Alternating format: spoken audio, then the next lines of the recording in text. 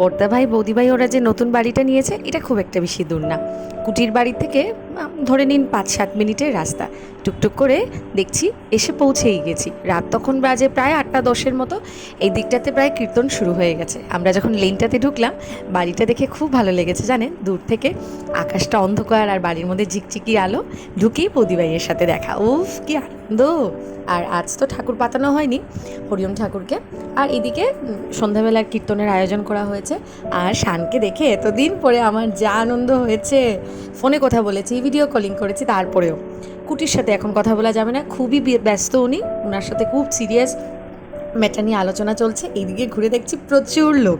পাপন, যার বিয়েতে আসার জন্য আমি অনেক চেষ্টা করেছি, তারপরেও আসতে পারিনি। সকলে মিলে খুব আনন্দ করেছি জানেন সন্ধ্যাটা। আর বিকেলবেলা এই তো সকলে মিলে খাওয়া, আড্ডা, বাচ্চাদের আনন্দ ফুর্তি, এটাই তো লাগে তাই না। ঘর সঞ্চারের দিন মানে সকাল দিকে না যাওয়াতেও দুপুরবেলার দিকে গিয়ে কিন্তু খুব আনন্দ করেছি। যাই হোক, পরের ব্লগ ভিডিওগুলো আপনাদের সাথে ভাগ করবো। টাটা।